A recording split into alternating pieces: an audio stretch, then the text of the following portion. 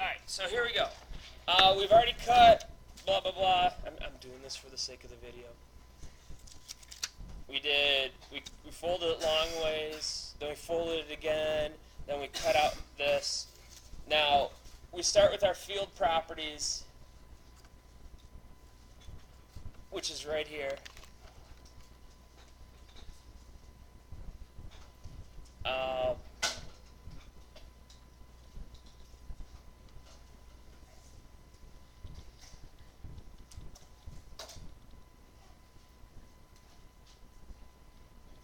Alright.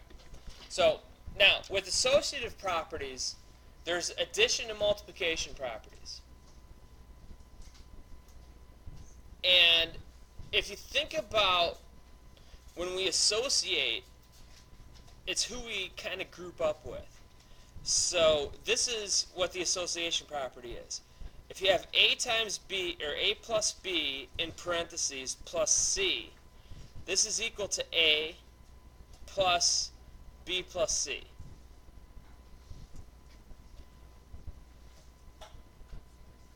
So it doesn't matter how we group them, we're going to get the same answers. And the same thing with multiplication. If you have A times B times C, this is equal to A times B times C. It doesn't matter how we group them together. Because addition, you can have 2 plus 3 plus 4, 2 plus 3 is 5, plus 4 is 9. Then you have 2 plus 3 plus 4, 3 plus 4 is 7, plus 2 is 9. It's going to be the same thing. Now, what two of the big operations are not present? We have addition and multiplication. We don't have subtraction and division. There basically are no rules that apply to subtraction and division because you apply this rule to that, it screws it up. It'll screw up and you'll get two different answers if you do something with subtraction here.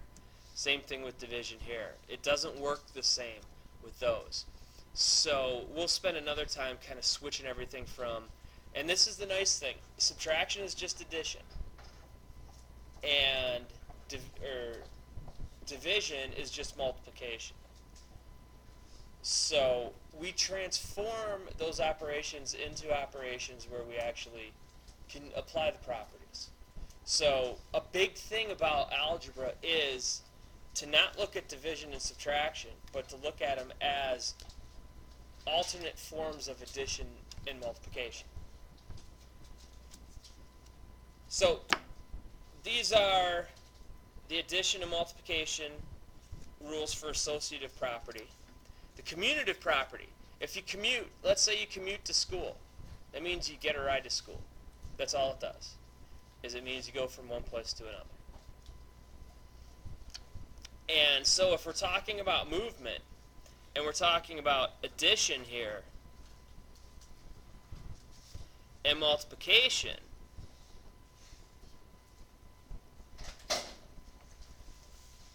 we have addition and multiplication. This basically says A plus B is equal to B plus A.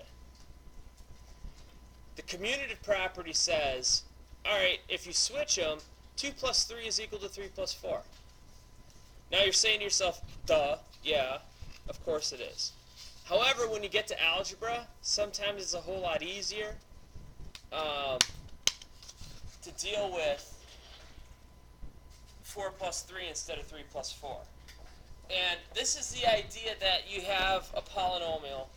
Like, for example, if you have a polynomial, we can switch around the terms as long as everything's being added together without any penalty. So it makes everything worthwhile. So we can switch things around as long as we're adding everything together.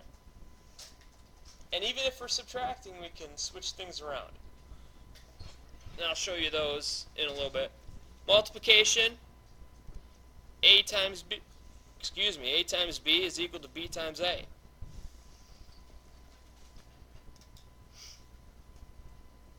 So we've got those going for us.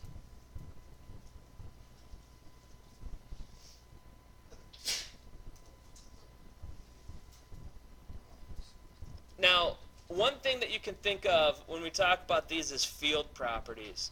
Think about it, we're in the field. We're in the mess of algebra. We're actually doing stuff in algebra. We're adding, subtracting, multiplying, dividing, doing all sorts of stuff. These rules apply to what's going on when we're actually in the muck doing algebra. We can actually use these properties to our advantages. Now, the identity and the inverse. The identity goes with addition. The inverse goes with multiplication. So I'll do identity over here. Should put it on the paper. Now, a plus what is equal to a? Say that again? 0. Not very exciting, is it? Or you could say 0 plus a is equal to a if we use the commutative property. It's just saying that if you're going to add something to another number and get the number right back to itself, you get 0. You have to use a 0. This is not interesting. I'll be honest. This isn't very interesting. The inverse property for multiplication is a little bit more interesting, because we need a times something is equal to 1. With addition, we get things back to 0. With multiplication, we're just going to get things back to 1. So what do we have to multiply by?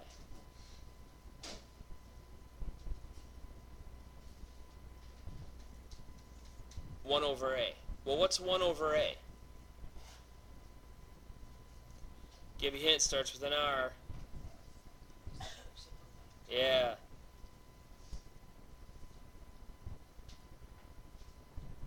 It's a reciprocal of a.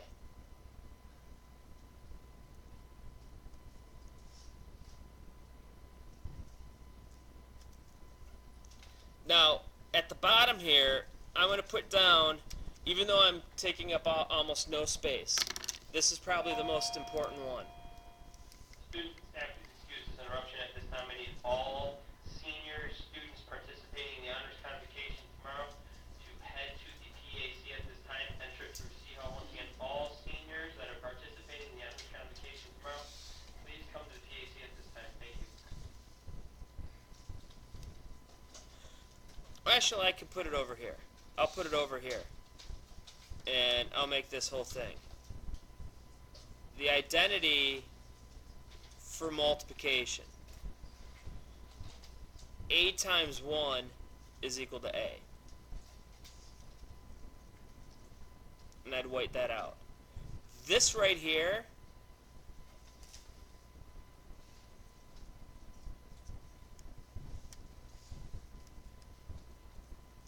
is one of the biggest rules that we could ever use in multiplication, or in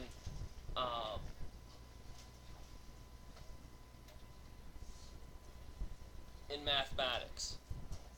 As long as we can multiply something by 1, the value of whatever we're multiplying by does not change. It doesn't change at all. Now, the nice thing about this is, how many different ways can you write 1?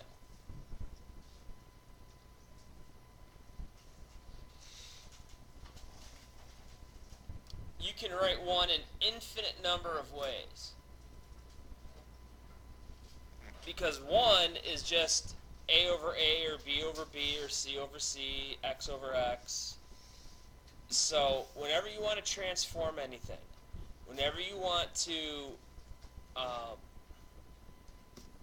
do anything like that, multiplying by 1 is the key to doing it. It is the biggest trick mathematicians have up their sleeves. So just multiplying by 1, a times 1 equals a, that is going to be one of the most important things that you'll ever get. Now the last thing for distributive property, this is another biggie. This one's pretty big. So if you have a times b plus c, what do you get? Yep, A times B plus A times C. So we take the A, multiply it to B, multiply it to C, and that gets our answer. If you have B plus C times A, same thing. AB plus AC. It doesn't matter if A is in front or in back. But also, if you think about the reverse, if you have A times B plus A times C, this is equal to A times B plus C. So we can undo the distributive property if we have that one common term there.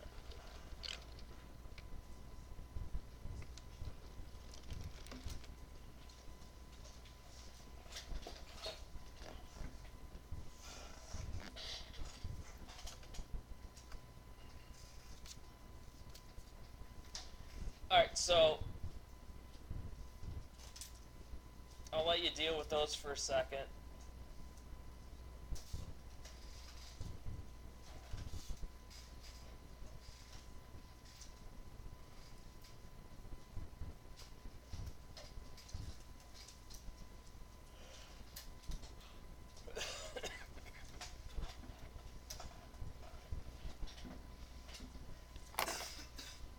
Alright, looks like no one's writing too much at the moment. Now, if we close those down, and if the field properties were above, we could say properties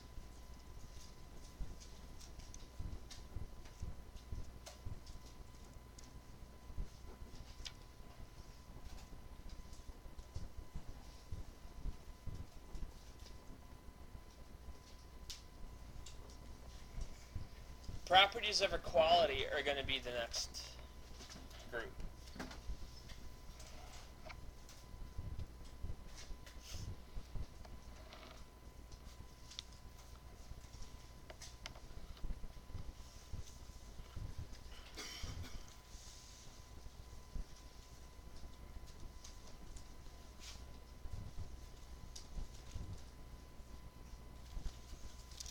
Alright, so the addition property of equality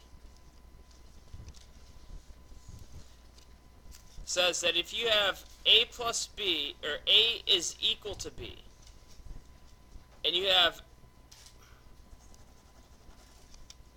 A is equal to B, and C is equal to C, you can add these two things together. So you get A plus C is equal to B plus C.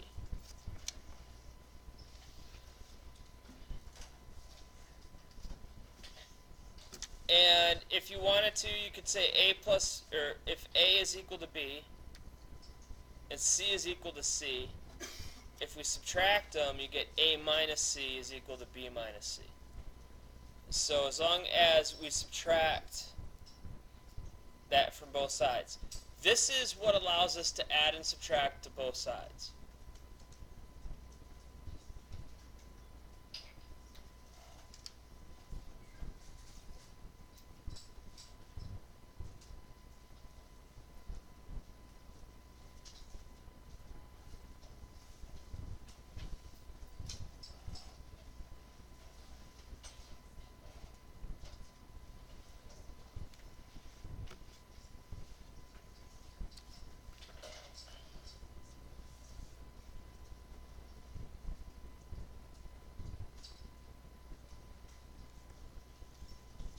Alright, so multiplication. Same thing pretty much, except for it becomes, if you have A equals B and C equals C, we can multiply the two of them. We get AC is equal to BC.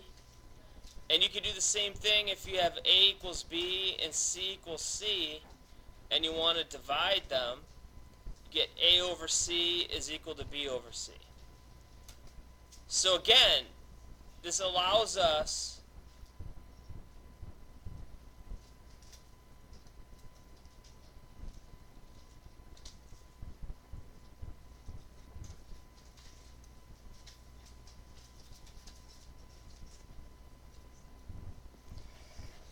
allows us to move terms across the equal sign. That's why you see me, if I have a problem, well, I have many problems, but if I have a problem like 2x plus 3 is equal to 7, I say negative 3 is equal to negative 3. Because this is in the form a plus b, and or a equals b and c equals b. And I can add them together. And I just happen to make opposites there, so if I add these together, 2x plus nothing is 2x. That's plus 0. And that 7 plus a negative 3 is 4. So you get 2x equals 4. And then I say, alright, well, 2 equals 2. And I'm going to divide these two. So I basically get 2x over 2 equals 4 over 2. So x is equal to 2.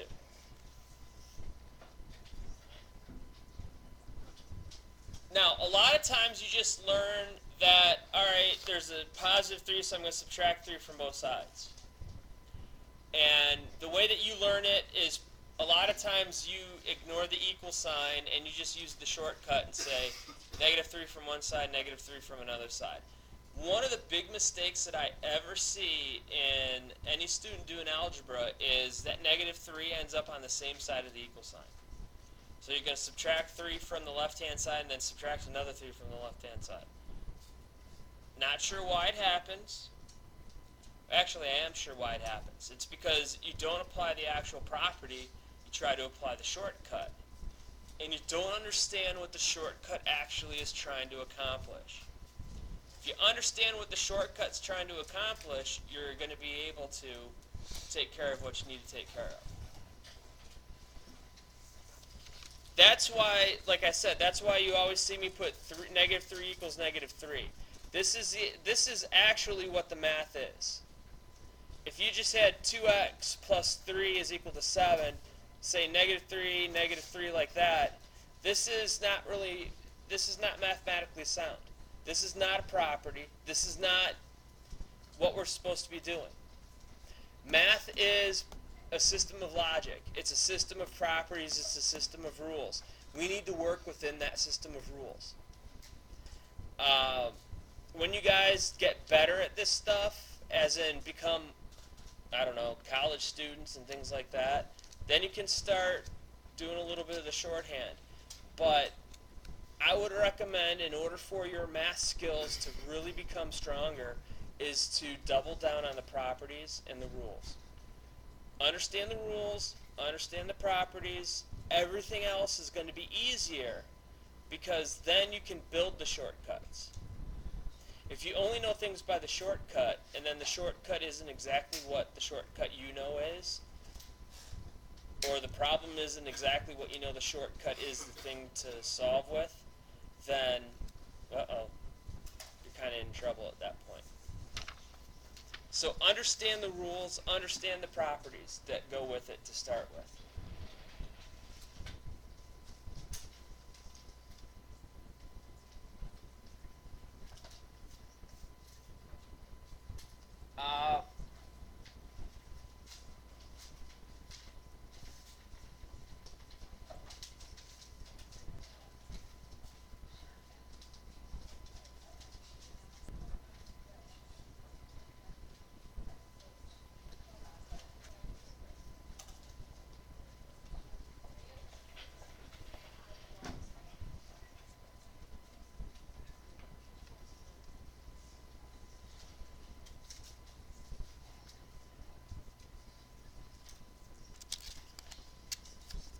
Now, multiplication by 0. If you have a equals b, then you have 0 equals 0 and you multiply it, what's a times 0?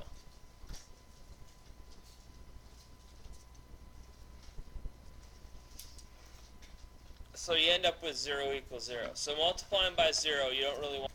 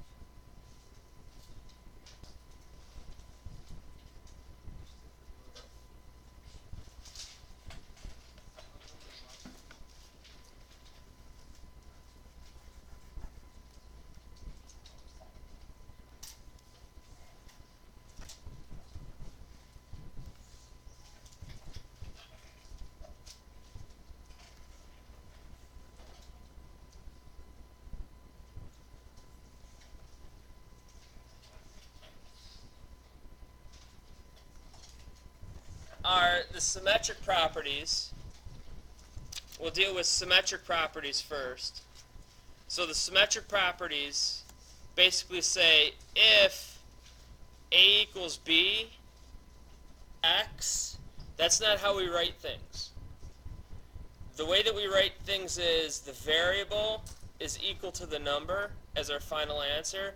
So I can just switch this and say X is equal to 2 using the symmetric property. Now your transitive property, if A equals B and B equals C, then A is equal to your proof. You can't just start saying that this is true and this is true. What you do is you use something called the reflexive property. And the reflexive property is simply this. A is equal to itself. Stuff, and then all of a sudden you need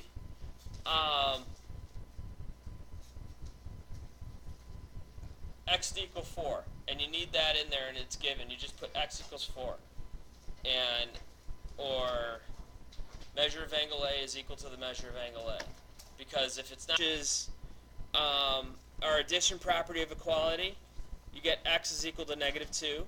Whoops. If you have x minus 3 equal to 0, add 3 to both sides, x is equal to 3. So that's how you solve that. You don't know which one it is. It could be -2, it could be 3. But those are the two answers that are going to give you 0. So like I said, this is huge in quadratics. When you're solving ax squared plus bx plus c equals 0. If you have x squared plus 7x plus 12 equals 0, you got to factor it, set it equal to 0, but you got to set